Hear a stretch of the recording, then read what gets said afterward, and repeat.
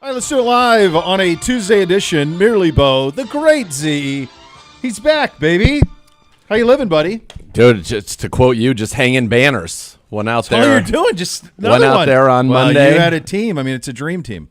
I don't know if it was a dream team. I would not have handicapped us to be the champions. Did you have the right mix of A player and FD players who could make a couple of things happen? That's what you're looking for. So really, yeah. It was myself, Corey, Dr. Mickley, and Goldhammer. So was there four of you? Four of us. Oh, Dr. Mickley, Corey, Goldhammer, and you. Yeah. Okay. All right. Corey's a pilot. He can really hit the ball when he gets it, and is a very good putter, and that turned out to be key.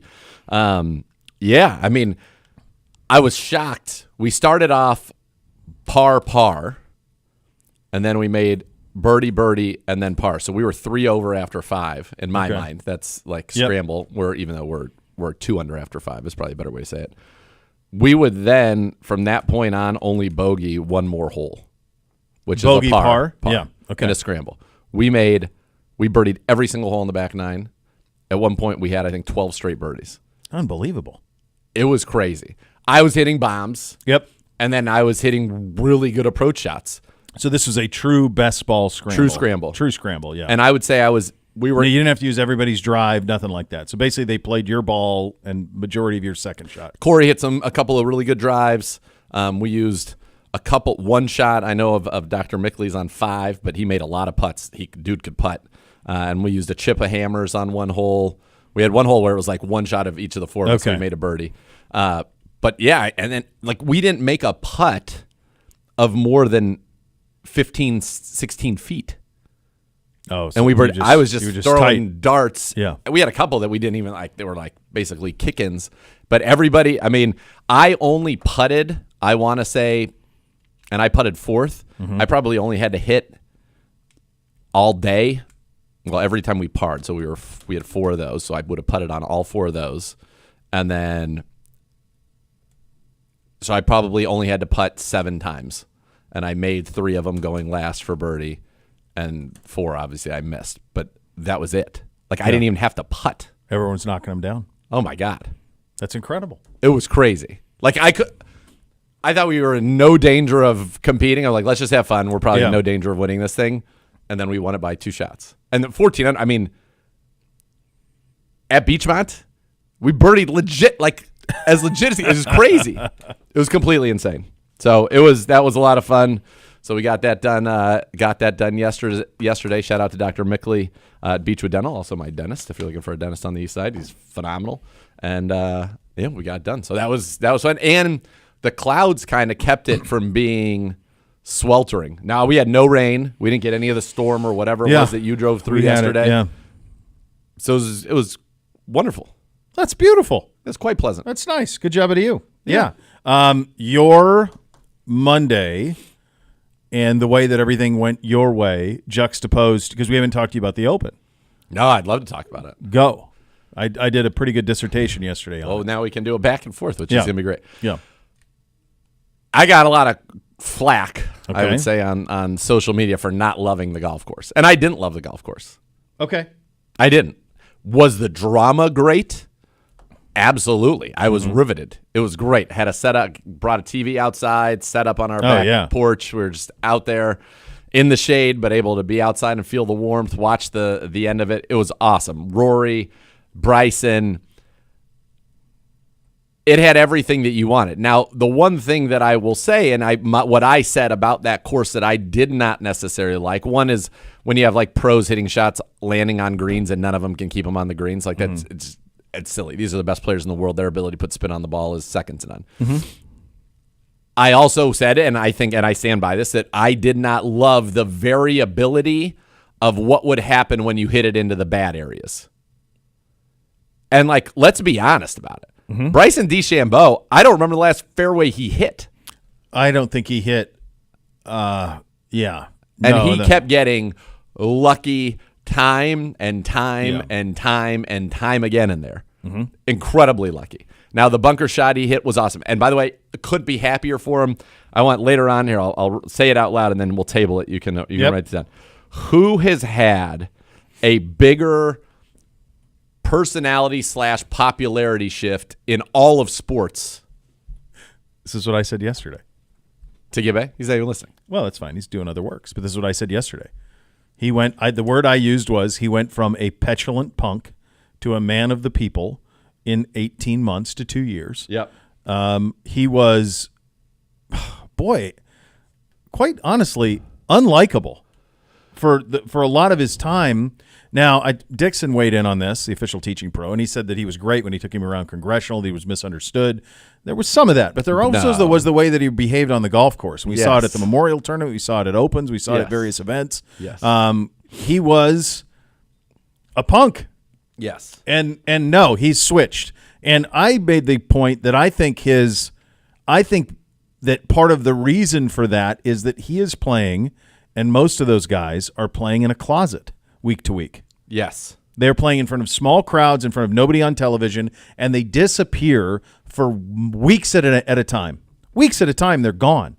And not in the public, in the United States at least, we're not aware of what they're doing, who's winning. We have no clue what's going on. No one's watching it. Yep. Literally, 140,000 people in the world are watching it. It's a nothing. And so all of a sudden when you're thrust back and you're like, oh my God, golf's great. And we're palling around with the Golf Channel guys. God, you guys got a channel that just covers your tour? I'm out here playing in a closet. Yeah. And I think that's part of it. And he's been so gregarious. You saw him shaking hands, signing I think autographs. He's appreciative of, you don't know what you got till it's gone. And the check's cash, but there was a penance for that check, and the penance is you're playing in a closet. Yep. I mean, I thought it was so, first of all, the bunker shot he hit, incredible. Incredible shot under the circumstances.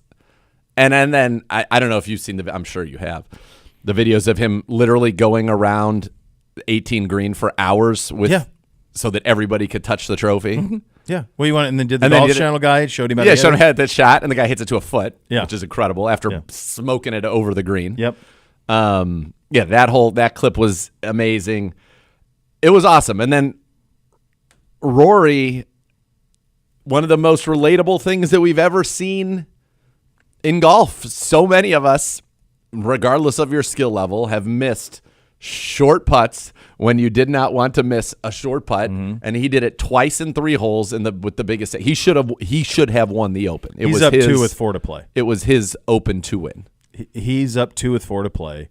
The one on 16, and that was a dead straight putt. It's dead straight. And I said this yesterday. I said the one on 18, it's a little over 4 feet. It's downhill. He actually started it way left, and it came all the way back around right and wheeled out. The one on 16 is 2 feet 6 inches and straight and dead straight. There's no. He makes that. Well, he made it 496 out of 496 times prior inside of 3 feet. That's what he had been up until that one. I know. So I know. No, he shook. And he put out a statement yesterday saying that, in his 17 years as a professional golfer, it's the lowest point, and I understand it. I mean, he's chased this doggedly for a decade, and he had it. He had it. And the crazy thing about it, too, is like if he makes the putt on 18 and gets in at par, it's hard for me to imagine a scenario where DeChambeau wouldn't have bogeyed. That changes the way you're playing. He is bent over because all of his irons are the same length. He can't even really get a iron on the thing because he's underneath a tree up against a root. Like, it changes the DeChambeau's perspective entirely on how he plays the next shot coming from there because he knows Rory bogeyed coming out of that. I think at Rory par, he would know he needs to make a par, though. He would have had to, so he would have had to be as aggressive as he could have been. But he didn't. He could have played. He's played so much more footloose, fancy free, knowing that he doesn't have to. That if he bogeyed, if he bogey's fine. Like now, all of a sudden you can go right at it. You don't have to worry on the sand. Like you go right at it. He was going to do it anyway, but like I just think it changed mentally where you're at. Yeah. I think knowing that he bogeyed, like that's a sense of relief. I think he played it safer than he would have under the other circumstances, which could have led to a worse result.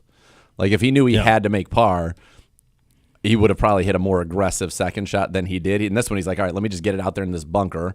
Worst thing I'm going to do is hit it on the green 2-putt. Like I'm not going to make more than a 5, and I can't afford to make a 6. I can't do anything stupid.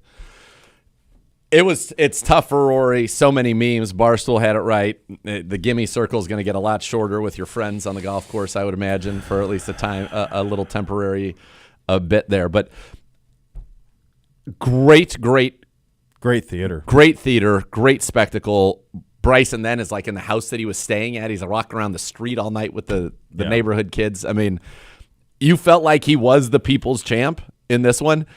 I also thought it was outrageous and funny, but very much on brand right now for a lot of things, that every time Bryson did something, because remember, it was Oberg was in front for a while till he had that absurd 7, which was hard to watch because he actually didn't even really hit a bad shot. He made a 7. Yeah.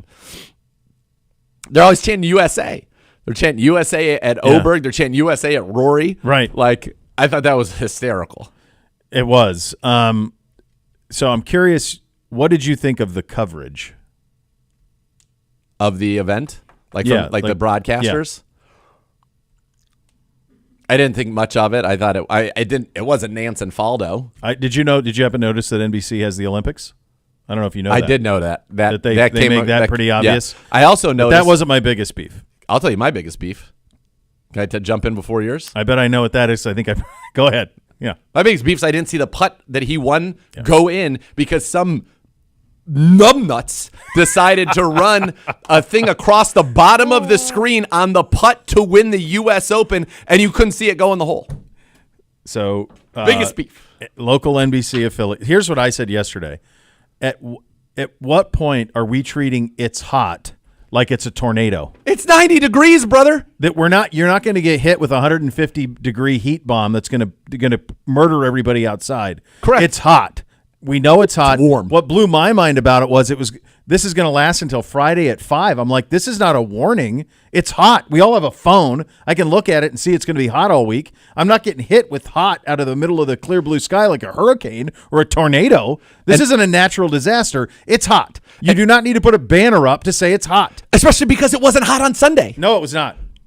It wasn't happening then. It was somebody. It wasn't happening then. Look, I worked in local television for a long time. I know how these things happen. Somebody knows that they had a lot of eyeballs on. Pay attention to us. We're going to be your home for heat. That's what that was about. And it was a mistake. Wait 1 second. Put a bug up in a corner. You cannot run a banner. There's no reason. It was a total fail. You had the whole upper right, left. You had the upper center. You had the whole top of the screen. Put a bug up. Where are the balls going in? It's going to be hot this week. Problem Cool. solved. Was that your biggest beef? Did I usurp it? I beefed about that yesterday. No, and this wasn't a big beef. I just thought it was odd how Tirico and Hicks specifically, and we've had Mike in here, really nice guy, really, and I think they're both great. But they, to me, both Saturday and Sunday, and I watched almost all the coverage. I was riveted. I let the boys bring a phone to dinner, Father's Day dinner, Sunday night. We were watching while we ate dinner at the club, like all of it. Yep. I thought that Hicks and Tirico, at one point, this is probably the best way to describe it. NBC says to me, why are they glossing DeChambeau so much? So I said, yes. I said, they are treating him like it's Tiger in 01 at Pebble. Yes. Like he's lapping the field. This is a one-shot lead. He's down one. It's tight. And they treated DeChambeau as if this is all that anyone's talking about in golf. He's the biggest star in golf, to the point where I said yesterday to Gibby, it made me wonder if like NBC was going to try to get in on Live Golf or something. Like, what was the agenda? I thought they were so over the top with Bryson DeChambeau. They treated him like he was Tiger lapping the field. He was never in control of the United States Open. Never. So you noticed this. I did notice this. The kid noticed it as well. Smart. Those are 3 smart people. Very smart.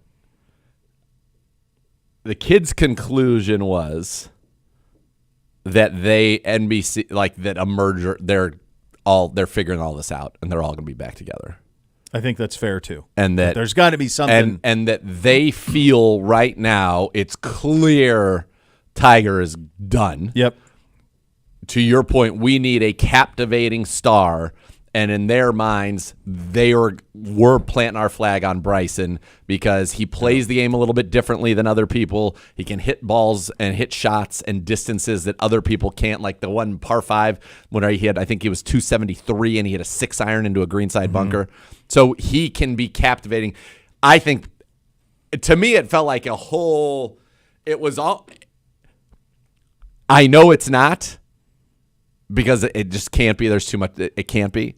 But it had a very WWE star making. That's how I felt. This is a star making for Bryson DeChambeau. The network and the announcers, because they're being fed what's going to happen, they're going to tell you, and then he ends up winning it with Rory choking epically. It almost felt like it was an orchestrated thing to make him the star. The tours are going to come back together. Bryson, the people's champion, is going to be the centerpiece of golf going forward. That's how it felt. And that's why I said that to NBC when we were watching it. I said it yesterday on the show. I just have to think that there must be something, because it was so over the top. Yes. We call that in our business, we call that agenda setting. Yes. That's what that was. That was agenda setting at its best, of you are going to like this guy, and we're going to make sure you like this guy. And he's going to do his part. And he does his part. He's high-fiving. And I told him, give me that yesterday. I said, look, he's fist-bumping after the double bogey. Like, he's doing the same stuff. He's on playing the green before the putt to win the U.S. Open, saying, Yeah. No, let's go. So all of that is attractive, but it was over the top of him to the point of, like, on Saturday's round, they don't even show Rory for like his first 4 holes. It's everything Bryson did. They wouldn't even cut away. Yeah. And I'm like, he's not running. This is not Tiger at Pebble. No, he was not running with it. I also thought Saturday's start time for the last groups was absurd. Yeah, because they wanted to go into 8 o'clock for the swimming stuff. Well, it sure did. Sure did. Yeah, it didn't look look crazy. Like there's a lot of light out there. No, no. And Rory, when he came off, was like, it's crispy out there and all of that. So I thought it was, yeah. Here's the other part of my take, and here's what I wish we had gotten to see, because then I would have been curious how it would have played out. If it was Bryson and Scotty's playing the role of Rory. See, my feeling with the way that they were over the top about him is that they're like, yeah, Scotty Scheffler's good, but he is boring. He is a personality zip. He cut his hair, shaved his beard, lost his mojo, was arrested. That didn't he's just not he's fun to watch because he's just so dang good. He's anonymous, though. But he is very. He's the Mike Trout of the PGA. There you go. There you go. Good one, Gibby. Yep. Bryson is not. Not now. No. This has been a 2-year renaissance for him, though. Do you think, I was trying to think of this, what other athlete has had this type of a popularity swing from there were memes about how, remember Koepka, that interview? Oh, yeah. They couldn't stand the guy. Nobody liked him. He was a punk. Who else has had this? Mickelson, I remember for a while because he was kind of seen as Tiger's rival, was not liked. And then he became really popular again. And then now he's not popular again. He was always pretty well liked.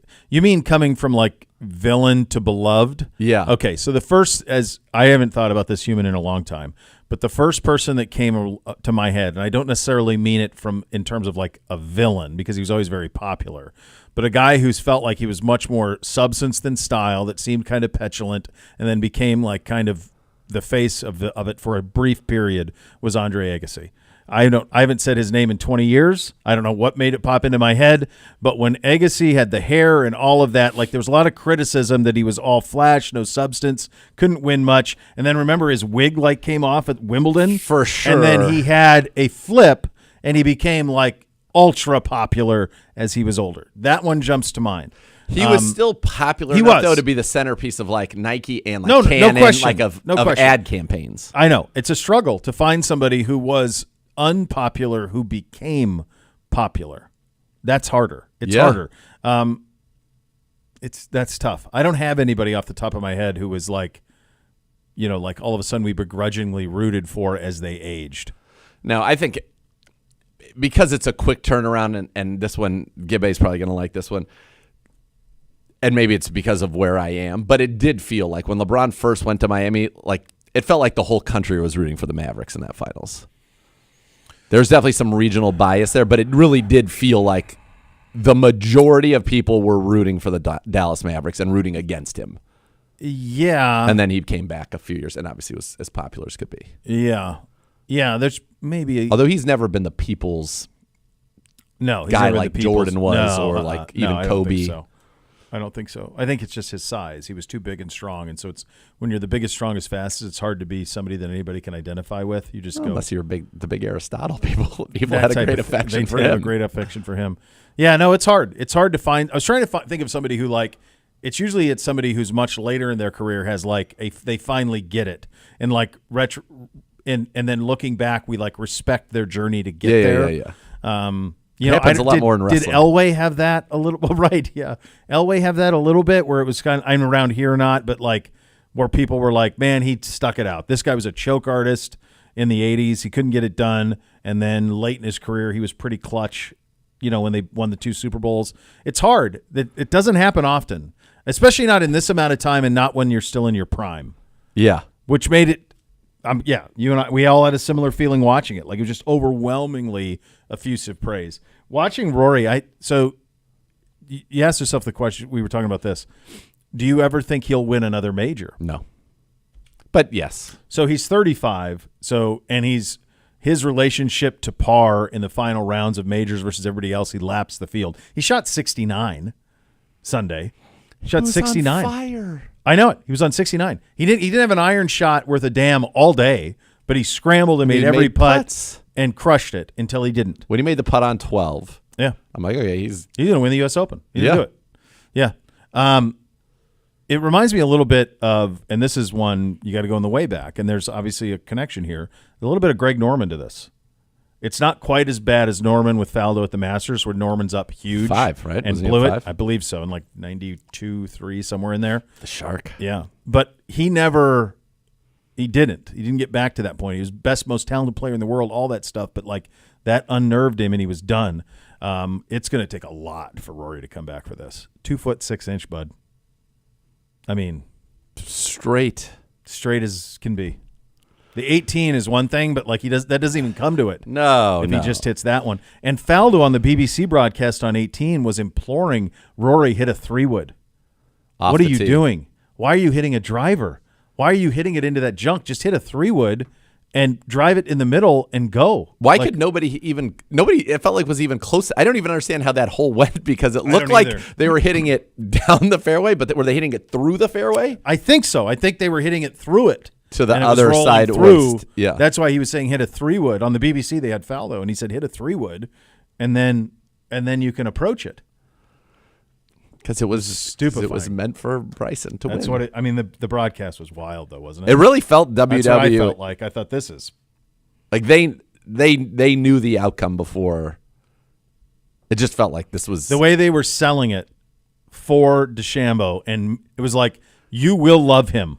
Oh my God! Don't you see how cool he is? And the guy he was playing with what on are the we doing like he was playing with what Pavone, yeah, on the last day. Yeah. I saw maybe 3 shots the guy hit. No swings. And he was in the top 5. He was in the mix. He was like 5th. No swings.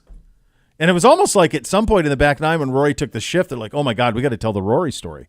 How it hasn't been since here. And then it was like, oh, yeah, McIlroy. Da, da, da. Then they were like trying to quick tell that story because they spent through 2.5 hours telling the Bryson story. And all day the day before. By the way, it's not that long of a story. It's a pretty short story. No, it was great theater, though. 96 Masters. When 96. Norman. Yep. Was Final it round. 5? Norman still maintained he had a 6-shot lead, 4-shot lead through 7 holes, and then proceeded to lose 5 shots to par over the next 5 holes. Yeah, I mean that Rory lost 3 to par over the last 4 of a U.S. Norman shot a 78. Has Spieth? So Rory shot 69, and he bogeyed 3 of the last 4. Yeah. Jeez. Has Spieth really since that Master when he dunked it on 12? Right? No, I don't know that he's won since then. I think you're right. He's got 2 Masters. He's got an Open. Yeah. By the way, in 96, none of the 5 amateurs made the cut, including 20-year-old Tiger Woods in his second Masters. He came back the next year and won by 12 strokes. That's right. See, they treated it like he was like that. Yeah. They treated DeChambeau like he was winning by 12, like there was nobody in the vicinity, and we were watching a coronation. I'm going, what are we doing? Like he's not in control of this golf tournament at all. Down 2 with he can't hit a driver to save his 4 to life. go. He's spraying it all over the place. Changed his driver head 20 minutes before the round. Why? Didn't like the way it felt. He could not hit a fairway. No, could not. It was right, then left, right, left, Yeah. right. And also that probably goes to your point of the U.S. Open should be a shot maker's event. And while this was really difficult in theater, because it was such potluck when you were in those native areas, he shouldn't have won. He should not have been in the position he as should not have, as he was driving at a U.S. Open. If it was the U.S. Open in my mind, what the U.S. Open is, he wouldn't have won because he would have been penalized by being in the rough on every single hole. Like he would. that would have gotten him more than it was. Because there. of that sand, though, they could advance it. There weren't that many that were up against the wiregrass, and they were able to. He only had one where he had nothing. to do it and get up and down. Yeah. Just one. That's it. Rory won 4 championships, 2 PGAs in 12 and 14, U.S. Open in 11, the Open Championship in 14. Yeah. Is that one time? Second in the Masters in 2022. He had a Masters when he was leading when he blew up on 10. Correct. He was up several shots, and then he hasn't been in the mix. Well, he's been in the mix a lot, but just like at the Open, at the 150th Open at St. Andrews, where he played a really clean round, he just didn't make a putt. That was last year. It was 2 years ago. Was it 2 years ago? 2 years ago, yeah. Cam Smith? Cam Young, right? Cam Young, yeah. But yeah, that was 2 years ago. What was last year's? Last Open? year was at Cam Young was 2 years ago because this is the 152nd Open this year. Okay. And then Cam went to live right after that. Right after, like in the plane, and or at the airport, and he was gone. Yeah, going to live. Yeah, that's the way that it worked. So yeah, no, it's wild, absolutely wild. God, I remember that one very vividly. That's why I thought it was just last year. I mean, last think of any year, times he's been in the mix. Was at Royal Liverpool. Harmon won 13 under. Shreka at 7 under. Jason Day 7 under. Rahm and he Kim won by also 6 at 7. shots. Brian Harmon, is that what his name is? What's his first name? Why do I not? Yeah, remember Brian that? Harmon. How do I not remember? Is that he like a at all? lefty?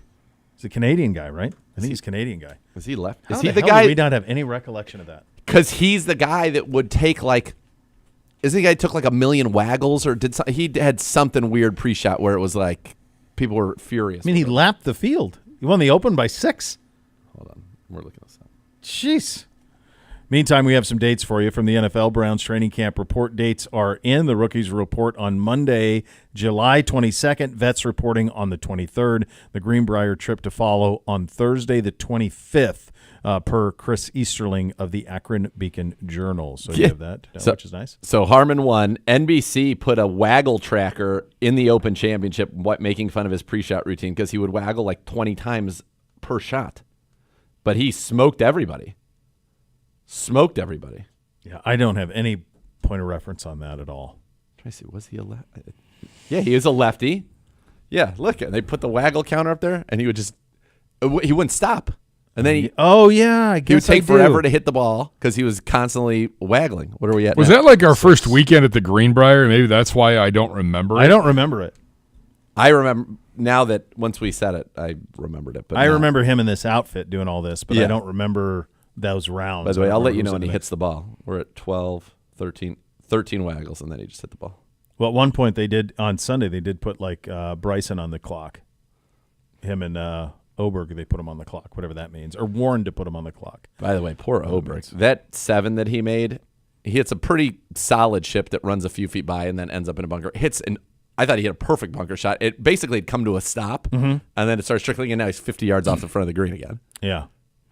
Yeah, I talked to a buddy of mine who played there last February, and he said it's awesome. And he said playing number 2 was awesome, loved it. So I talked to Novak, who I would consider to be the authority on golf courses in the world because in the world, he's basically played them all, which is phenomenal for him. Good job out of him. Yeah, it's not great. Jack Nicklaus. Well, I'm talking of the common man. The common man. Well, because it's different, right? Because Jack Nicklaus knows these courses from tournament conditions. And also from designing a bunch of them. And from, yes. Yeah. Yes. That part of And it, he's a great basketball player as well, I saw. Yeah, I all learned state. that. How All knew state. that? Or all districts. What's Novak's take? That it's so much more fun to play as a normal person when it's not set up for the tour, when the greens are somewhat receptive and they're 10 on the stimp meter, not 16 or whatever, 15, whatever it was. He's like, it actually is a pretty fun. He goes, there is a ton of luck. He's like, you got to just kind of be like, whatever, when you hit it in there and hope you get lucky. But he said that it's a much more manageable course, not in the conditions they had there, and more enjoyable experience than that would lead you to believe that it would be. Yeah, because to me it seemed miserable. Yeah. It seemed hot, dry, brutal. Yes. Feels like on similar court. I mean, I was looking at some of them hitting into some of those greens. I'm thinking, I would take a 20 on this. How the hell would I ever stop it? You brought this one up, and this is what I was telling you. When you have the 1, 2, 3 in the world all within 15 yards of a green, and they can't hit, not one of them can chip it onto the surface in 5 attempts combined. Yeah. That was Friday morning. That's when that more happened. of a. That's not a And I reflection just of went, this their is not abilities. right. This is craziness. That's one thing, and I don't think people realize how good they are at chipping. Oh, I mean, it's for sure. I It's mean, if you play, absurd. go play a little bit. Like the stuff that Rory was chipping close up until it went bad at the end, but all of that stuff where he was just in a fringe or just below, and he's hitting it up, putting enough. The one he had it wide open, Yeah, and he like to be able to hit that and control it and get it to stop. I think that's the one he bogeyed. and then he missed it. And he missed the 2-footer. I think that was on 16. Yeah, He hit 16. that crazy one over the bunker, got it to stop because if it goes another 6 revolutions, it's gone. Got it to stop and then missed a 2-footer. Crazy. Outrageous. Hey, congratulations. Newest Browns legend Phil Dawson named to the 2024 class of Browns legends. He's going to be honored at halftime of our game against the Giants on September 22nd. So this is pretty sweet. That's awesome. He deserves it. 305 career regular season games, 20 NFL seasons, ranks among the all-time leaders in games played, 7th, field goals made, 8th, points scored, 11th, field goal percentage, 16th all-time. And for a while, he kind of was the team, which was pretty wild. It was with the team from basically 99 through 2012, holds the team record for most career field goals, 305, highest career field goal percentage, highest field goal percentage in a season, 93.5 in 2012. It's crazy how we're skewed now. Like 90% is almost common. Yeah, right. 90% used to be out. Just let me put it in perspective, is he's 16th all time in field goal percentage at 83.8. Yeah. So these modern kickers are gonna. It's either different. It's like the receiver thing. It's completely different. Yeah. Holds team record for most field goals in a game. He had 6 on November 5th, 2006. Most consecutive field goals made, 29. Most consecutive games with a field goal at 23. His 1,271 points are the second most by any Cleveland Brown. Was a Pro Bowler. He's been the Browns Player of the Year. He's been the Dino Lucarelli Good Guy Award, the Ed Block Courage Award winner, and the winner of the 2006 the Doug Deacon Humanitarian Award for his charitable and community efforts. Where's that award? I don't know. Has that gone hearing dormant? of It's it. the first time I've ever heard of that award. And I've been The Doug Deacon working here since Humanitarian Award. 2013. Yeah, Danny Fike would have won that. no doubt. No doubt. I never heard of that. I never heard of it either. Don't know. Yeah. Is that through us or is that through? This is in this press release. Yeah, I don't know. It's the paragraph, bottom paragraph, second page, Gibby. Oh no, I know. I saw it. I didn't know what it meant. Me neither. Deke.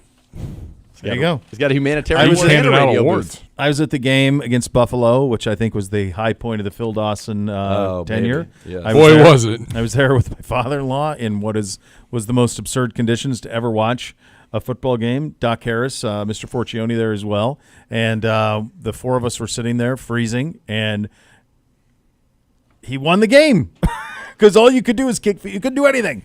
And he did it. He kicked couldn't field even goals and he made kick. it. No, it was awful. It was awful. But we were at that game, and I remember it very, very well. But he is, I would think, on a short list of the most universally beloved former Browns.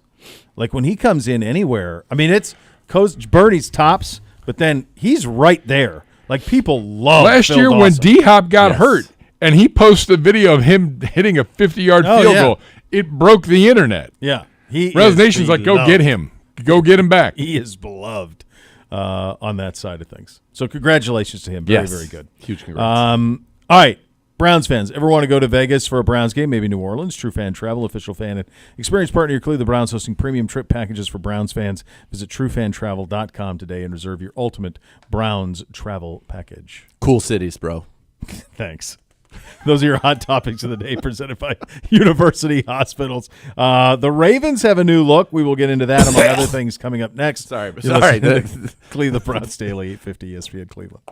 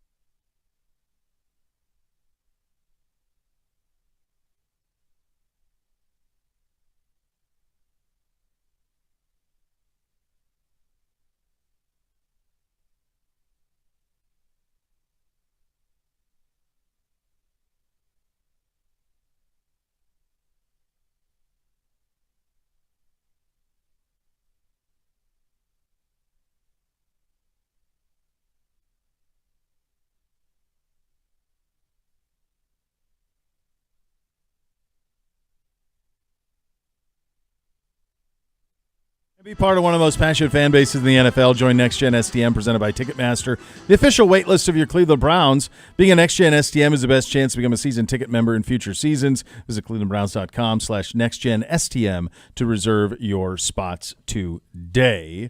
Before we get to some of these sound bites from AB, we had the Ravens. They're going to go with the new alt helmet. There you go. Purple and gold, baby. I think it's terrible. I'm not going to lie. I think it's terrible. And I think the Ravens have, this is not because it's the Ravens. I think the Ravens have some of the best uniforms in the NFL. Well, they're black, and the bird is actually black, so that helps. Black. Yeah. Where is it? It's not in it. I don't. Why it's so weird because so many teams go out of their way to add black to the uniform. Yes. And then and in this instance, they took it away. And it's all purple and gold. So the one thing that and they tried this with, they had like those mustard pants a few years ago, terrible. which were horrible. Somebody obviously in that organization wants to get that color gold in. Yes, somebody does. I don't know if it's something. Probably Simone. Simone could be. I don't think he has that type of power. But there's Sasha all the Brown. guy could get is a seafood tower. He's a vice president now there. Okay, great. Can he still do anything other than a seafood tower and a bunch of comped passes? Except charge us. Except it wasn't comped. None of it was comped. Oh, by the way, you all owe $400. What just happened here? What do you mean? Yeah. So you got us a seafood tower? Is that the end? Yep. In for 200. That place no longer, by the way, right? No coincidence. No. Yeah. So somebody there really loves, somebody there really loves that color gold, and they want it back. So do black and gold. That would be an option. Looks great on the Saints. I mean, I just think they are. I'm trying to pull them up right now. They are. It's just a really bright gold with a bright purple. I don't think. Okay, number one, I don't think it's a great helmet. Metallic purple paint, front-facing alternate logo.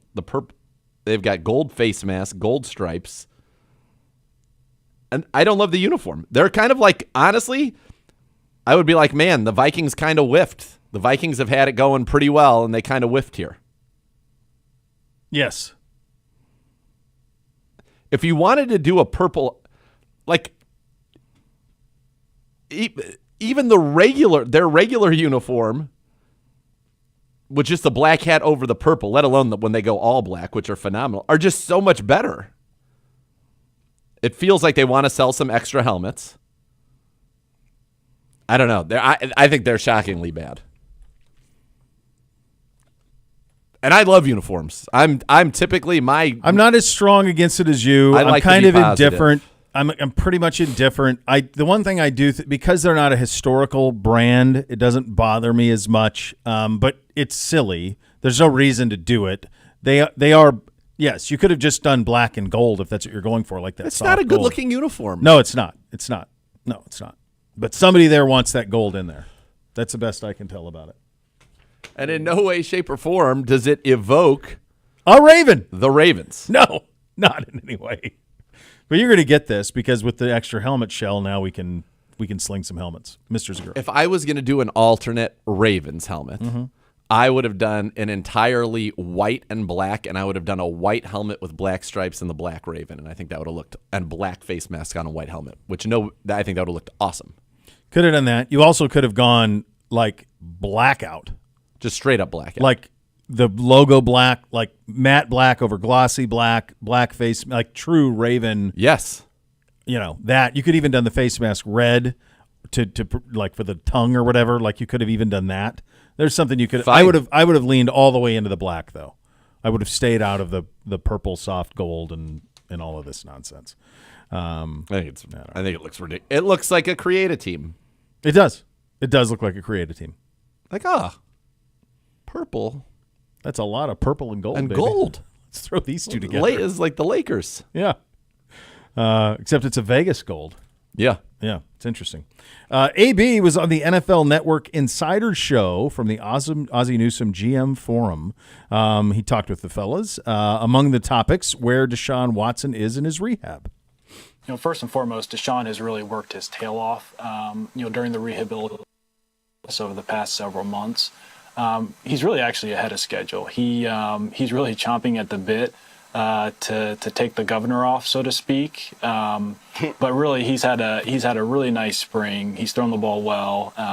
Did a really nice job during our 7-on-7 and team periods during this veteran mini camp. So we're excited as he gets into training camp and we get the pads on. But he's making excellent progress. And honestly, if you didn't know he got hurt last year, you really wouldn't tell the difference. So we're very excited once camp starts. There you go. Which we've heard It's good. some of that. And as we've it seen goes. it. Yeah, we have. not just heard you it. missed this. We're going to be on Hard Knocks. So The whole AFC North. yeah, Hard Knocks in season. So we were talking about this yesterday. Do you think that means, like, it starts December 3rd? Do you think that means they will backload? They will be here from September on, and then that'll catch up, or do you think it'll be week to week like Hard Knocks? So the in-season ones before, Arizona did it, I want to say. Indy's done it. Yep. It's week to week. So you think they'll skip the first 10 weeks and just jump in? I guess. Here's the thing about in-season Hard Knocks. There's already a lot of football. That's it. That's what I said. I just don't think people are that interested in watching an in-season Hard Knocks. Like, I think it would have, if they, let's say they're doing the whole AFC North. Mm-hmm. Okay, let's say they just did all 4 teams the whole year. They would be better off if one of these teams really has a nice run of when the NFL season is over, releasing it like as a Netflix style where you could, if you wanted to churn through it, you could. But like as a postseason, look back at what our season was. That would be fun for people. I just think, I don't know how they're going to do all 4 teams. Are they going to do a little bit of each team each week, or are they going to do one team each week? And there's football Monday, Thursday. It's too much. All day Sunday. There's high school football on Fridays. There's college football on Saturdays. I think there's college football on Wednesdays. There's right? too much stuff to watch. It's just too much. It's just, you don't need more football. No. No, and honestly, like, trying to be in 4 places at once, you're not going to tell the real story of any of it. And we know how tight-lipped our guys are. Yeah. So you're not going to get anything. It's basically going to be like kind of like game days and probably practices. They'll have them mic'd up. Yeah. So you'll get a little bit of that, but you're not going to get any real Palace intrigue. And they did the Dolphins last year, so there was some interesting stuff that came, with Tyreek and there was some fun stuff with Mike last year was the McDaniel. Yeah, it was Dolphins. Oh, I didn't see any And of I that. watched a couple of them, but like when I'm on a plane when we were traveling to road games or something, it's just there's just too much going on football wise to say I'm going to sit down and watch another hour-long thing on football. Yeah. I don't know. I agree. Here is AB on it. First of all, it's very exciting. I think it's a pretty unique spin on a classic, NFL series.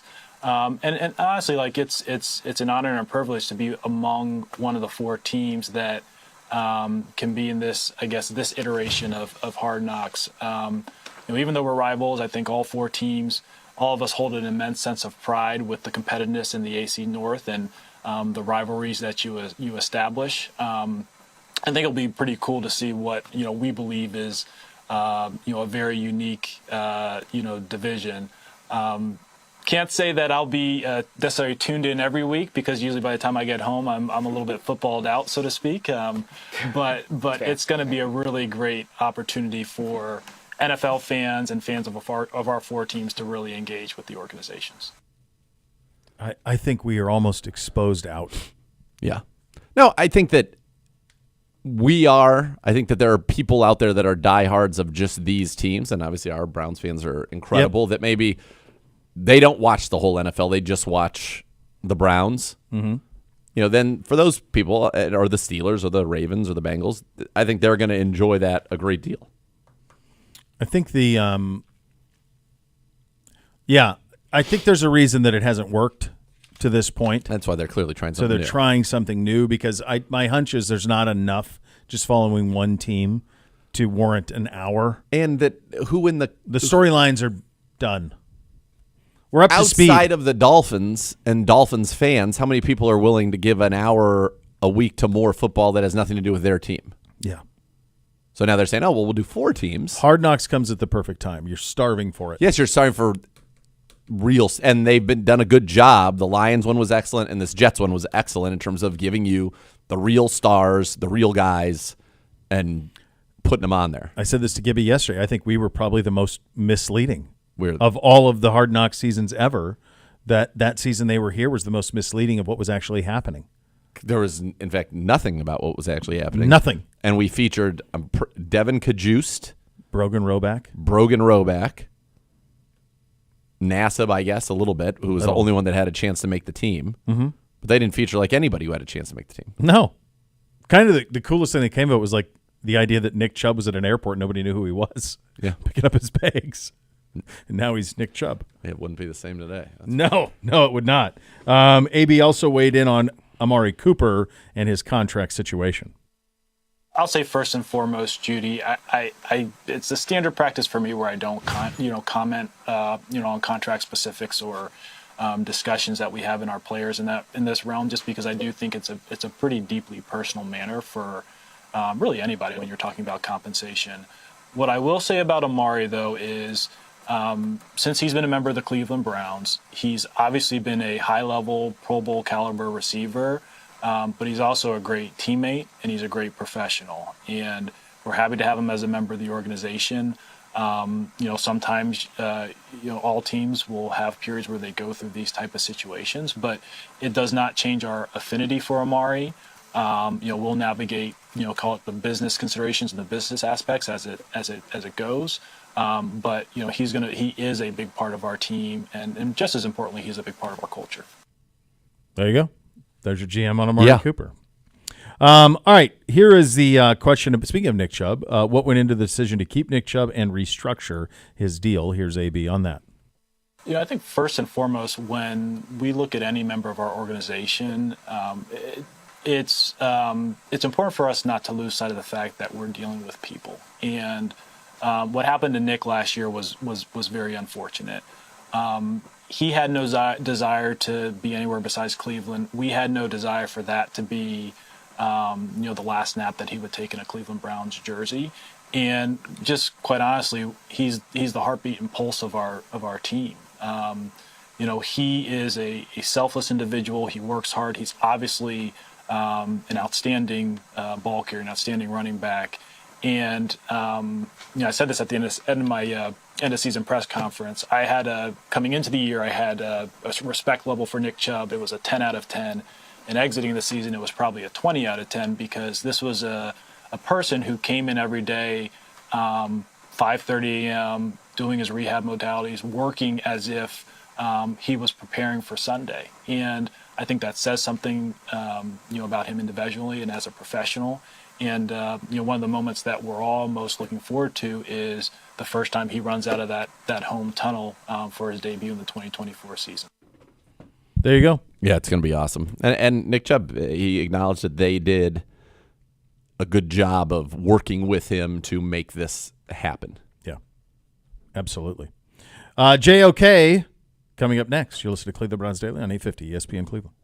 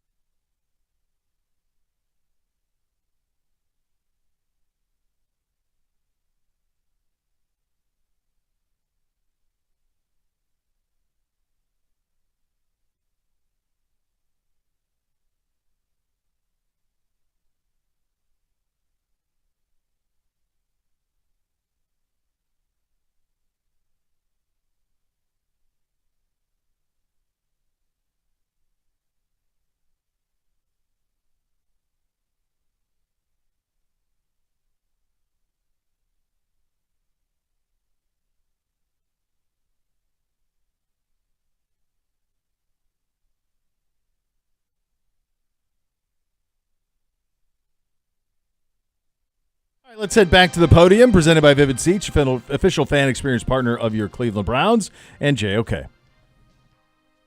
All right, so you're 2 in this defense. What's You're down. to sort of build on what you did last year? Oh, well, it's about finding the mistakes that we had, finding the things that we didn't do as well as we wanted to, and correcting those mistakes.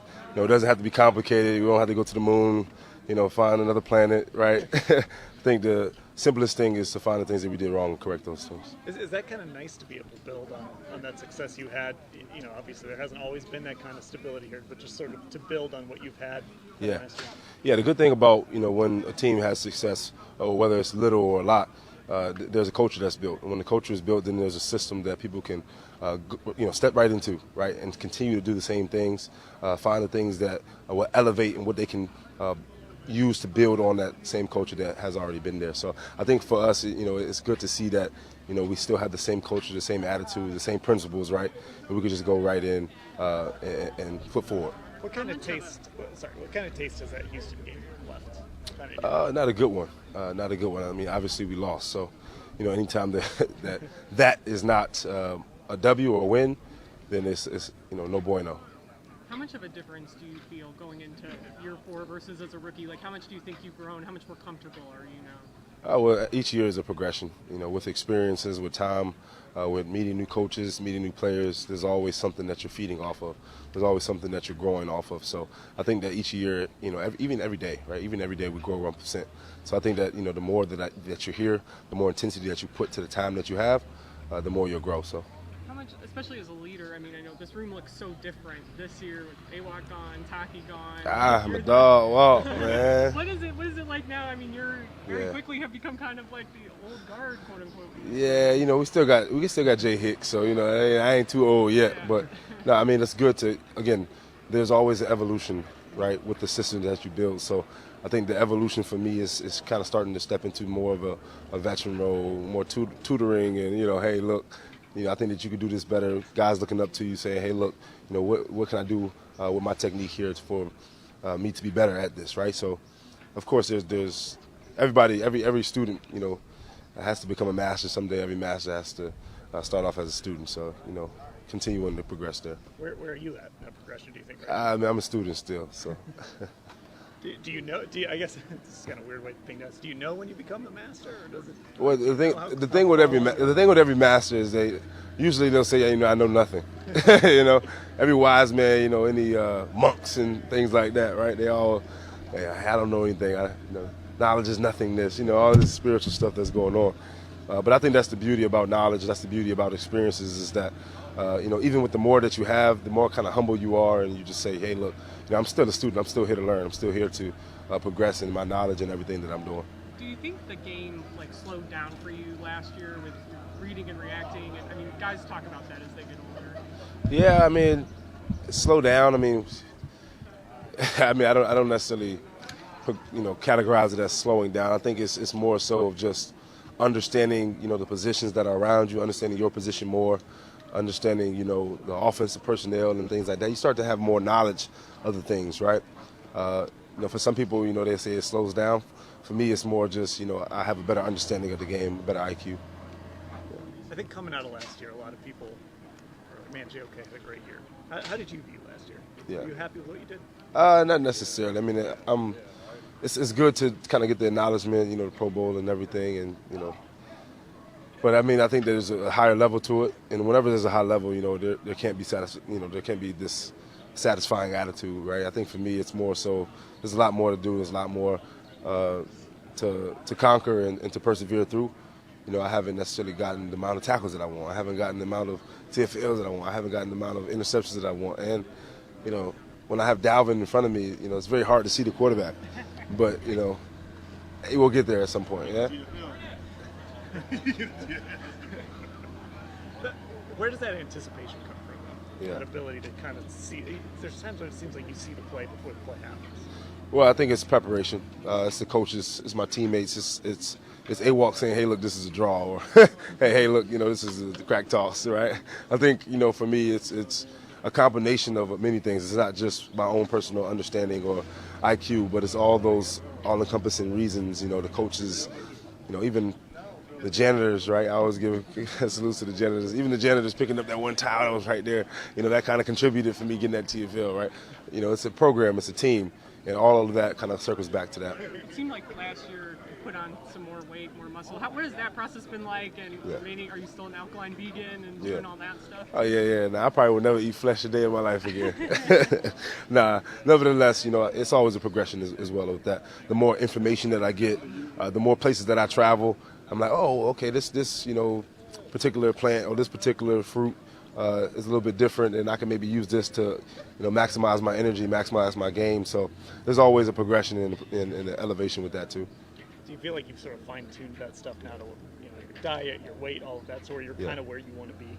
Yeah, I mean, we kind of have like a platform to which to go off a foundation, and then you kind of just add little pieces to the foundation, just new things new studies that may come out, things like that.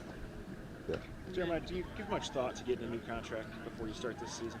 Not necessarily. I mean, my agents really handle those things. If they are negotiating, they'll contact me and they'll give me certain prices and things like that. And hey, look, what are you looking for? But I don't give much thought to it. It's really about ball.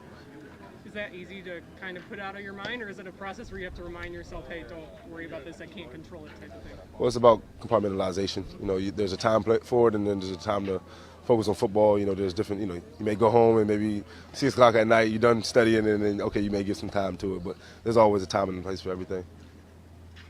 Good? That's tough.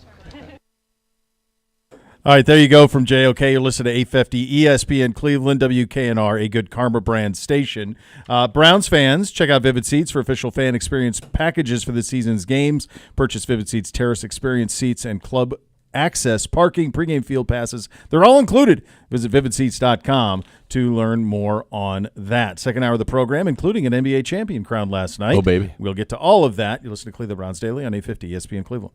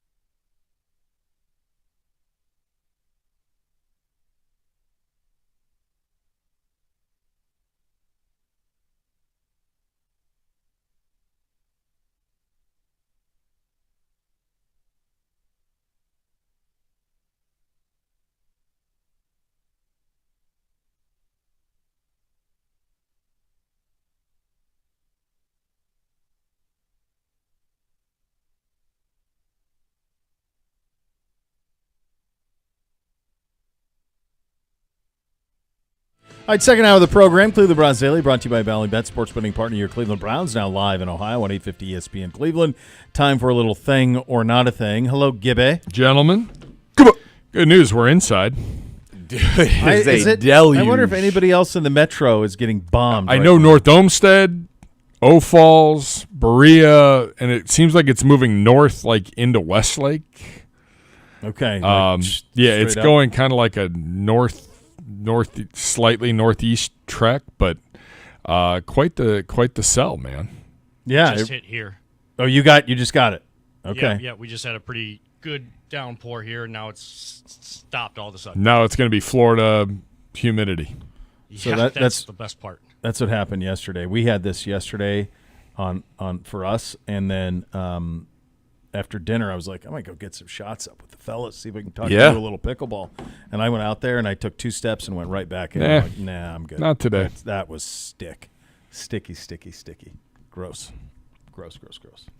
All right, guys, this is from NFL.com's Bucky Brooks. The 5 biggest threats to break the NFL single-season receiving yardage record in 2024. So, obviously, Megatron set the mark in 2012, 1,964 yards. Last year, 28 wide receivers finished with 1,000-plus yards. These are Bucky Brooks' top 5 threats to break the single-season record this year. 1964 is the number? 1964. That's Calvin Johnson? Yes. Megatron. Yep. Okay. Number 1 on the list, Tyreek Hill. Thing or not a thing? Not a thing. He's got to share it with too many people. They got too many weapons there. Waddle's going to eat too. I don't think so. I think not a thing for him. Segura? I wouldn't have him 1. I would not have him 1. He had him number 1. I think it could be a thing. I think that, yes, he does have to share with Waddle. You are correct about that. Waddle could also get hurt. He's one of the guys that I look at. What I'm looking at is more as like who actually could do it if everything kind of fell the right way for them. And to me, he is somebody that absolutely could do that under these circumstances. Oh, he certainly. The other thing that he has, which gives him a puncher's chance, is he could have a 4 for 248 day. Just so you know, so last year, do you know his numbers last season? Tyreek Hill? I would say he was probably around 1,700. Yeah, so last year, Waddle still had 72 for 1,000. Tyreek Hill played 16 games, not 17, and had 1,799 yards. So he's right there. Which, yeah, he is right there. Absolutely. All right, so number 2 on Bucky Brooks' list, Amon-Ra St. Brown. So I've thing or not a thing? I've made a list of 5 people, and Amon-Ra St. Brown was on my list. So I say yes, that is indeed a thing. He has been incredibly productive.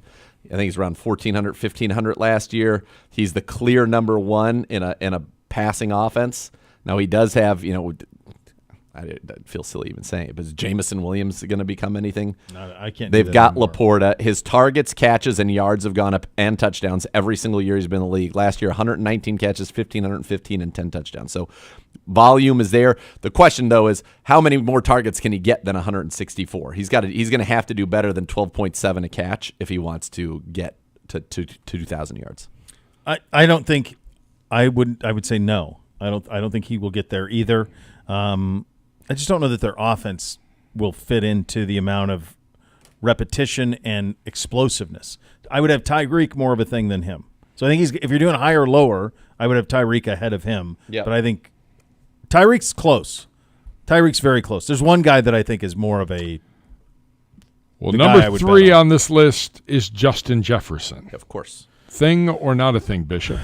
The only thing here is who's slinging it to him. Agreed. Yep. So that's the thing that could keep him from it, which was why they, you get that extension done. But like if it's J.J. McCarthy or if it's Sam Darnold, I don't see a scenario where either one of those guys, he would not be 3rd on my list. There's a guy who's not named yet that I would have number 1 based on kind of the way everything is flowing. So I would say it would be, if I were to rank these, I would go, of these 3, I would go Tyreek 1, Amon-Ra St. Brown 2, and Justin Jefferson 3. So I think he's got that order right, But I think all of these are uphill. Zagura. So Jefferson 2 years ago, 128, 18, 09, and 8. Last year actually averaged 107.4 yards per game, which was better. 1074 in 10 games, 15.8 a catch, almost a career high there.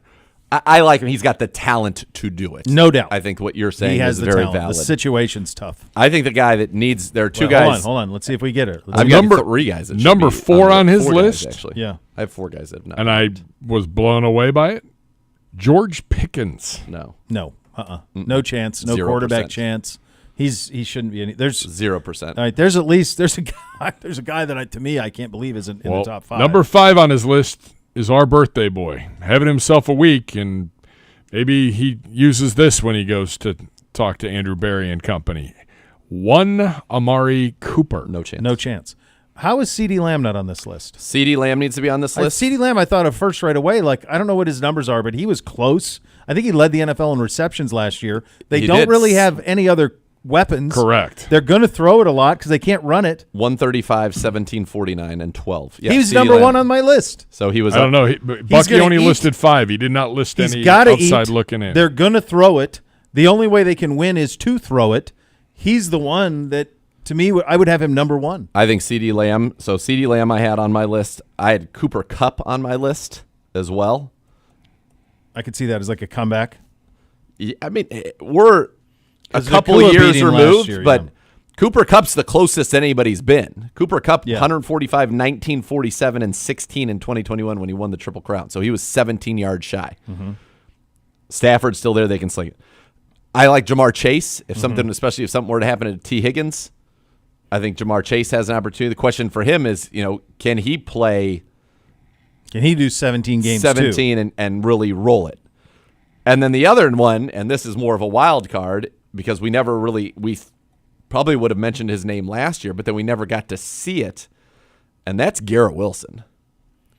Oh, I like this. Garrett Wilson, and I know Mike Williams is there, but Aaron Rodgers likes to have his dude, and Garrett Wilson, I think, is as talented as any receiver in the National Football League. He just has not. He has been with terrible quarterback play. Yeah, that's a good one. So those are the guys on my list. CD would be my number 1. CD would be number 1 for me. He would be, and then for this year. For this year, no, Justin's the most talented. Yeah, but in terms of the circumstances, CD would be the number 1 for me, and then I think the other ones you mentioned are make. I think if we were sense. whittling, I don't see any scenario. Who did he have at 4?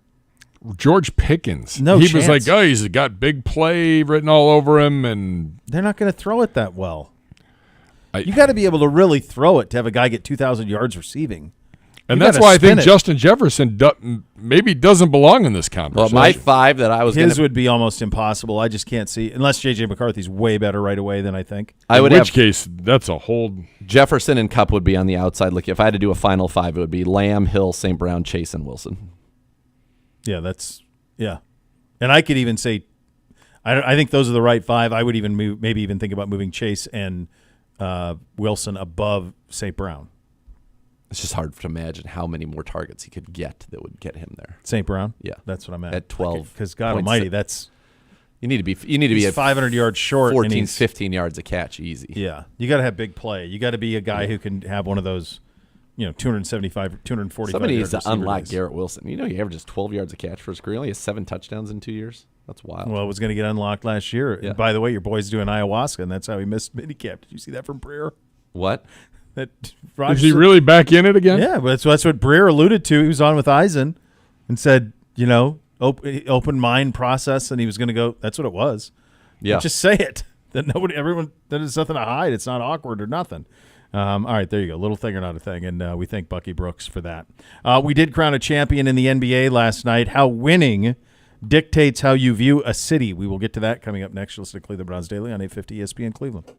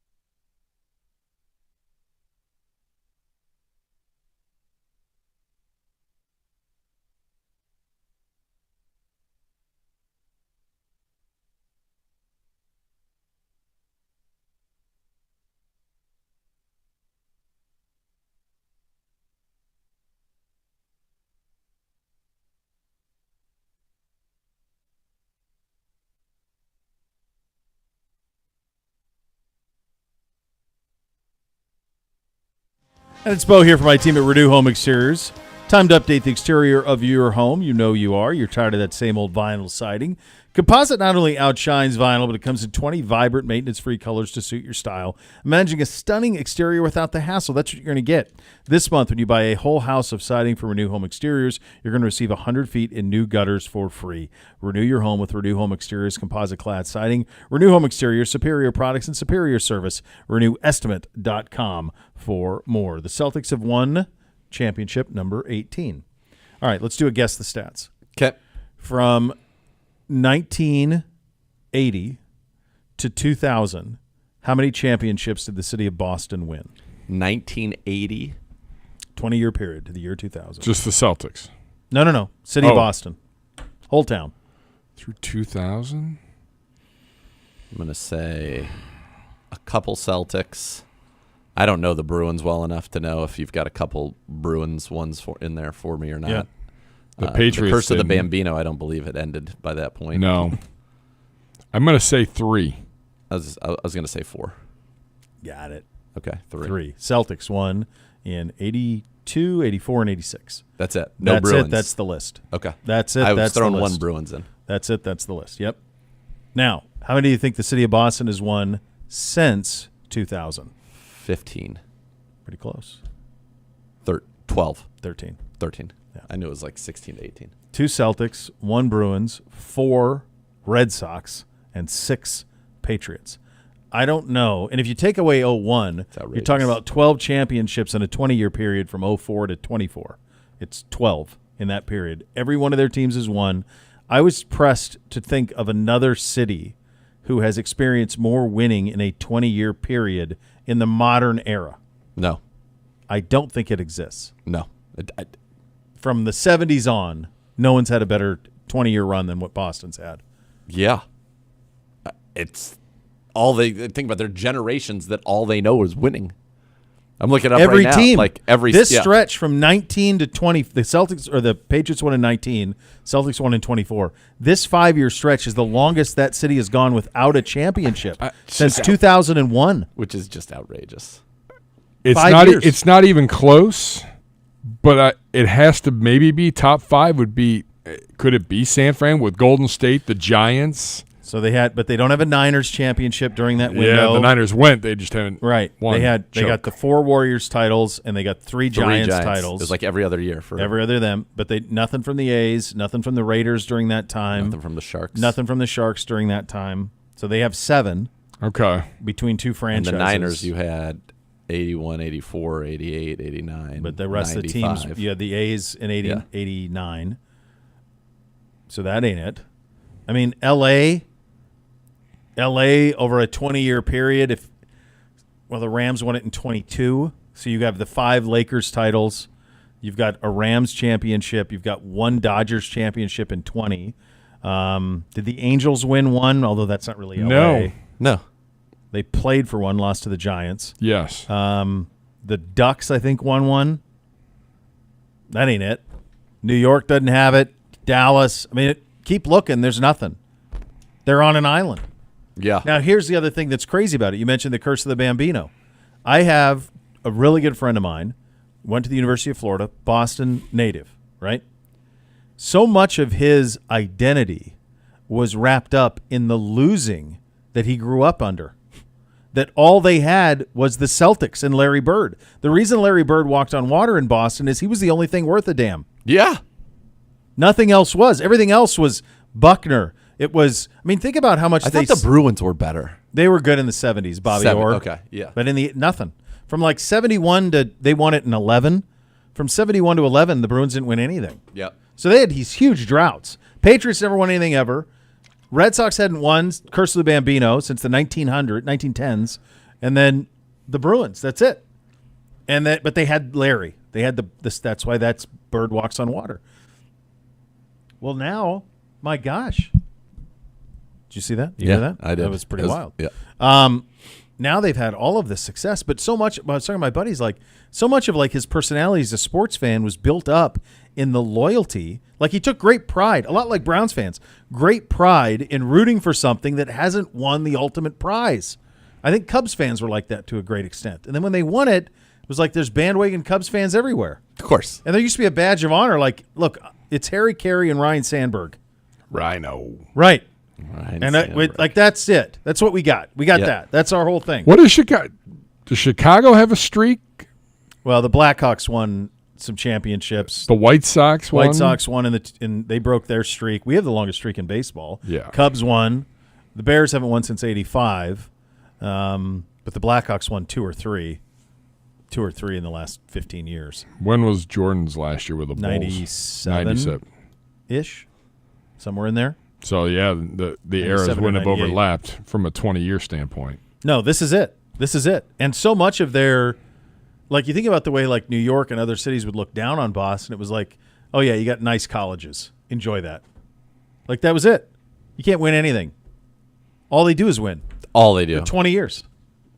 It's an unbelievable run. It is. And last night I watched that game for a few minutes. I watched the first quarter and I went, that's it. Okay, so I told Brock today, I said, outside of Lakers, Denver in the first round, and maybe Denver, Dallas, and then our series, which with Orlando, which shouldn't have been close.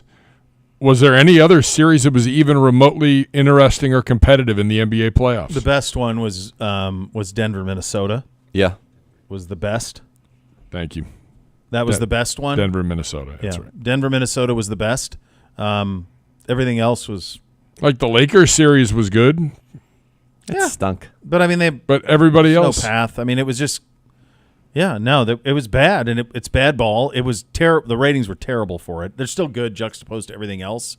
You know, there's nothing 10 else million, on. But I mean, we're such a far cry from what things used to be. And the thing that I thought was disconcerting was like the Celtics obviously did not care about winning it in Dallas. So when they got behind, they were just like, yeah, we're good. We'll see you in Boston. Yeah. And then this thing was over at the end of the first quarter. And then at halftime, Pritchard hit his it. All right, that's good. We're good. I'll go watch Game of Thrones. I'll finally knock it out. That's the way I did it. So, not much to it. So Jaylen Brown wins MVP. Did you agree with that? I didn't watch enough to make an educated decision. Me neither. He was really good. I think if anything, for like, hearing a Brown show giving the Cavs advice, be patient. Like Tatum and Brown were drafted there a long time ago. Yeah. And they got a chance. They're both already through their second contract. Tatum will get his third contract. Brown's already got his. They're going to go on. They're going to be 3 contract stars in Boston. Be patient. It's hard work to have a championship. Let the young guys grow together. Yeah. And see what happens. You got some really nice pieces. Find the right coach that can push the right buttons. And then have patience. Don't be an idiot. Don't bail and be like, we got to trade everybody. Like, now, sometimes you let them go. I think it also is true, though, that you have to have – one of the reasons this worked is that those guys are both wings. I think it's hard having 2 ball-dominant small guards. 100%. That needs to be fixed. Here's the other thing, Z. This is really sustainable. You know why? Oh, yeah. There's no injury history for Tatum or Brown. No. They're not Embiid. They're not Giannis. No. Holiday. They're not going to break down. Yeah. I got news for you. Luka's not going to continue to play at that weight. No. No way. No. Too big. I mean, they didn't even have Porzingis really for part of the postseason. No. And they'll be able to put people around those two. Yes. That leads me to my next point. How about Brad Stevens? Like, look at the journey from Butler. Well, and he was a great coach when Ainge hired him. Yeah. But these are Ainge's draft picks, and then he's lorded over it since. But they went through controversy. But he made the trades to bring in, like, the Horfords of the world. And he made the transition from coaching to front office. Yeah. They've had, 3 different coaches since that point? And Missoula's a guy now, but like... Yeah. So just real quick for the MVP, Tatum's stats were 39% from the floor, 26% from 3, 93% from the line, 22.2 points a game, 8 boards, 7 assists. It's pretty good. Pretty good. Jaylen Brown was 44% from the floor, 23% from 3, 73% from the line, 21 points per game, 5 boards, 5 assists. I don't know. It could have been either one. I mean, it's not flashy. Jaylen Brown also played excellent defense in this series. I know that. Yeah. So his plus or minus, Tatum's plus or minus per game was 1.2. Brown's was plus 2.8. Porzingis average being basically a half a point positive for every minute that he played in the series. Really? Who's that much of a game? 20 minutes per game, plus or minus average was 11 per game. Jeez. It's tough to deal with a unicorn. How about this? Luka, plus 1.4. He was the only player that played any kind of minutes for them that was positive in the series. Kyrie Irving was negative. P.J. Washington was way negative. Gafford negative. Jones Jr., Lively, Green, Hardy, all negative. This is probably this is my amateur opinion on this. We got robbed of the series you should have had, which would have been either Denver or Minnesota. Yeah. But Dallas was the kryptonite to Minnesota because they couldn't play the two bigs with Luka. Yeah. They just kept putting them in pick and roll. So they were like the one team that was going to give Minnesota problems. But that's either of those series would have been the ones that would have made it better. Yeah. So we'll see. But yeah, it's a stunning amount of winning, man. Good Lord. Yes. It's crazy. We'll do a little better or worse coming up next. Cleveland Browns Daily, 850 ESPN Cleveland.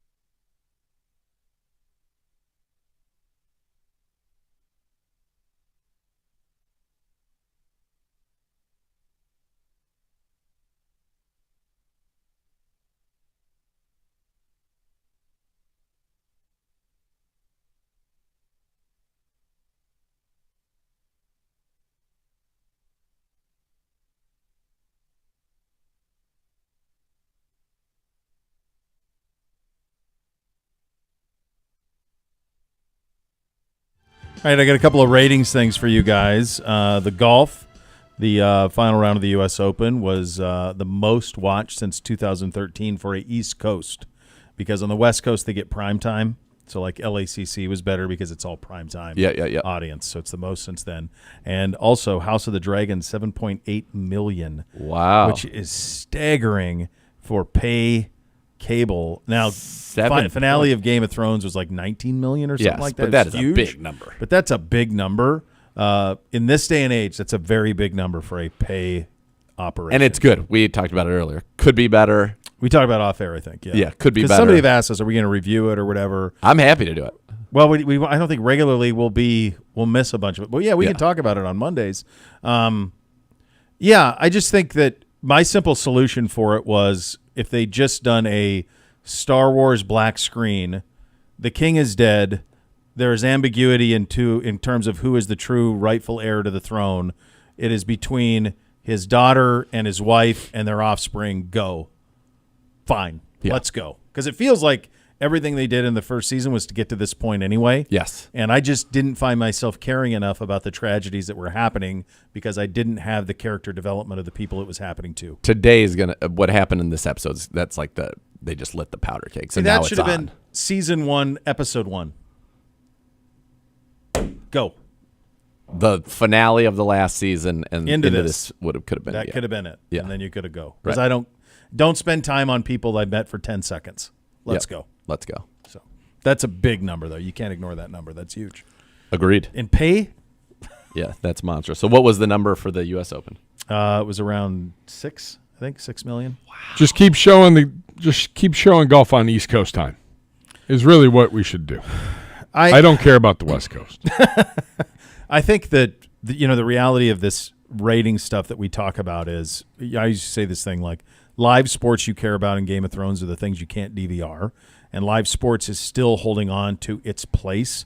But like the NBA Finals, the one on Friday was like 7.8 million for an NBA Finals. That's where you're at, man. Like, and I judge a lot of this stuff. I see things, and I'm sure you guys do this too. Like, I view it through the eyes of my kids. They could not have possibly cared less about this NBA Finals. And they're the target. They're into it. They love hoops. Yeah, they play hoops. They love it. Yes. They play the 2K. They do all that stuff. They have favorite teams and players and all of that. They could not have been more unplugged from it.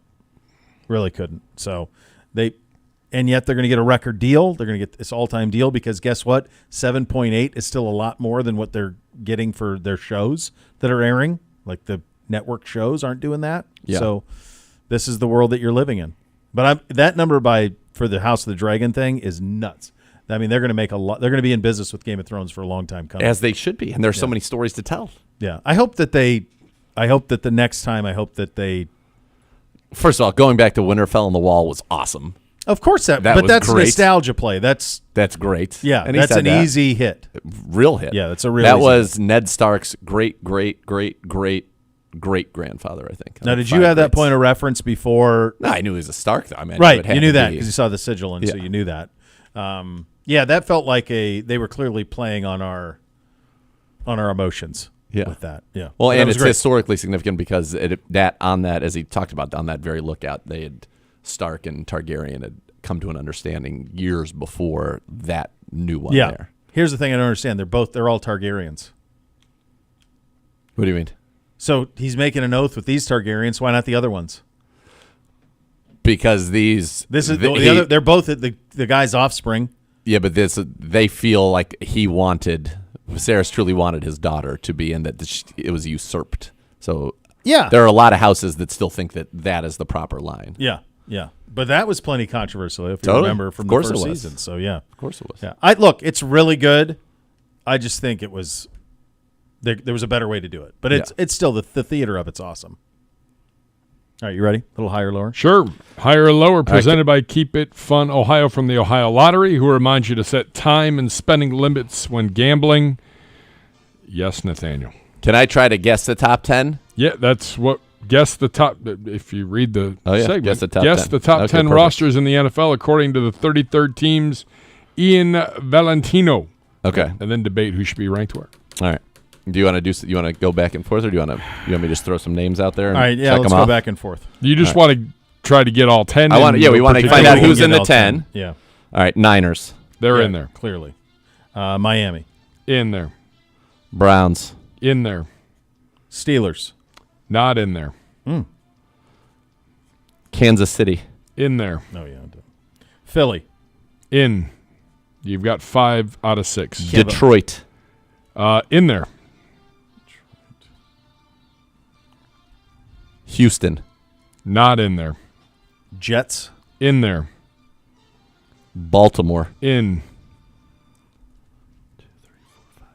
That's 8. There's 2 left.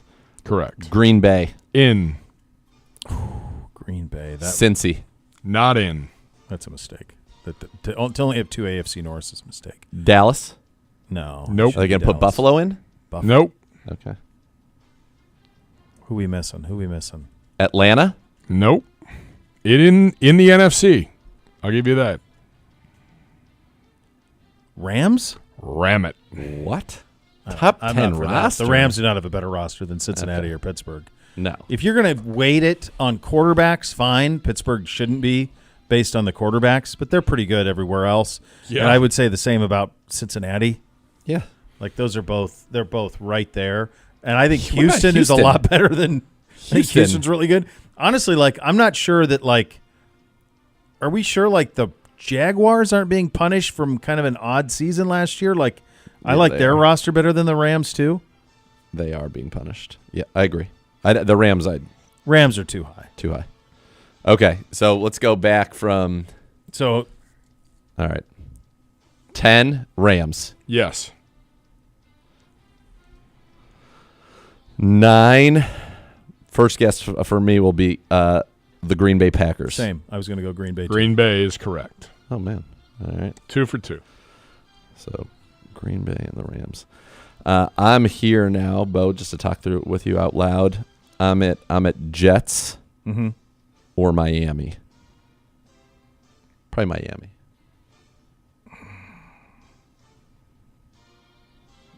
Yeah, I think those are in the mix. It'd almost be easier the other way. I would go San Francisco 1, 2. Well, is that right? San Francisco 1? San Francisco San 1. Francisco is number 1. Yeah. Yep. Kansas City Kansas 2. City 2. No. So they're not weighing Mahomes appropriately. I bet they might have something insane like Baltimore 2. No. Good. Detroit 2. No. Really? Philly. Philly is number 2. Philly 2. Okay. Browns 3. Yes. Hear that, folks? Baltimore. No. Kansas City. Kansas City is number 4. Baltimore 5. Nope. Good. Baltimore 8. Good. Baltimore 8. Good. They get it. Detroit 5. Yes. Green Bay 7. No, we have Green Bay. It's Jets and Miami. Green It's Bay. Jets Oh, and yeah, Miami, which we had together Jets anyway. 6, Miami 7. There you go. Yeah. Okay. The only one that I really would get bent out of shape about is I don't think the Rams should be on the list, and I think that Cincinnati, Pittsburgh, Dallas, Houston should be on the list ahead of them. Other than that, I don't think it's bad at all. It's always really a tricky The thing. Jets have a lot of talent, and They're- we know about Sauce on the defensive side. Their D's, they got good corners, good Good pass D-line. rushers, good D-line. Mosley at linebacker. Studs at receiver. They're- They're loaded. I Stud know running about back. the offense. I think you have to the when defense. I was having when you trouble. do one of these things, you have to do it from the perspective of at their best, Yeah. right? Yes. So the Jets at their best are pretty damn loaded. Yes. But see, that's the other thing with like, how do you weigh quarterback? Correct. Because no one is going to bet against Kansas City ever again. They shouldn't. No, it's done. Like they're done. So like as long as they have that kid at quarterback, they're the one you wouldn't he makes up for all of it because of his skill. And it tells a lot, quite frankly, for our fans. It tells a lot about how talented this roster is, because the most important position we do have a question mark at. No doubt. Deshaun has not played a that's- full season in 4 years. That- So if you look at the other teams on this list, the next time when you have a quarterback question mark, it's Rodgers' health coming off of the Achilles. Yep. But everybody else, they kind of are sorted at that position. We're sorted. It's just been a long time since he's been healthy. Yeah. Yep.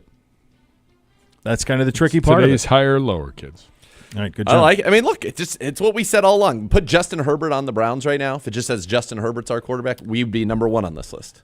Even if it was Deshaun, what he was before the injuries, yes, of course, then it would be that way too. It's yes. just you just haven't seen a full season from him. Yep. So that's the tricky part. So much more to come. You listen to Cleveland Browns Daily on 850 ESPN Cleveland.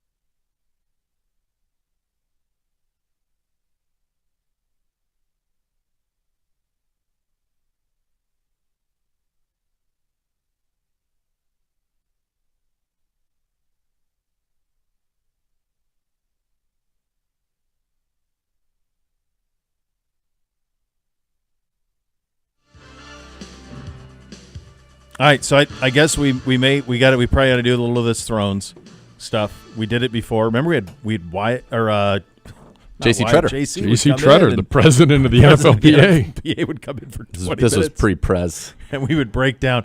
Think about the overall approval rating of that show.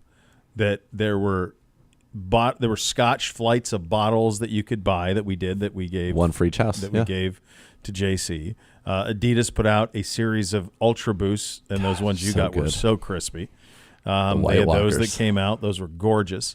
And that got dirty too easily. It did. But the one thing about those Ultra Boosts is, as I found, you just pop those, get a sack, and throw them in the washing machine. They come out brand new, like ready to go. I'll do that. It's stunning. Yeah. Is it a particular sack that has magic powers? No, but it's like it just keeps them kind of. I wash them because otherwise it bangs. Yeah. So you just put them in the sack like football gear or whatever, and then it stays in there and it's great. But I use it I did it. I've got a pair of that are like cream, and then the boys have a couple of white ones, and I wash them, and they come out brand new every time. Abdul-Jabbar. Yeah. Love it. Those are very, very clean. But yeah, that was there's the opposite of Bryson DeChambeau. Let's bring it full circle. You mentioned DeChambeau, universally kind of disapproved to universally kind of liked. Yeah. Thrones went from universally the best thing anybody had seen to what the hell, man. All at the end. So we were and now you look back on it, and most people don't look back on it fondly, which sucks because I do. I still do too. It's just really fumbled the end of it. It's funny you're saying that. I was fighting. That came up in the golf round yesterday, and I'm like, it was still the best show ever. And even in the final season, which we hated the actual conclusion of, you had 3 of the best episodes of television maybe ever. The night before the White Walkers attack, which was all just them talking, was incredible.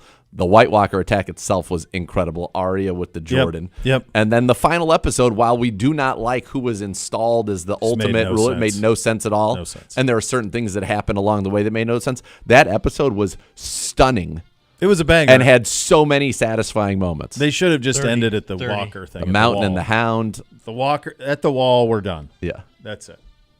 I think the Walkers should have won.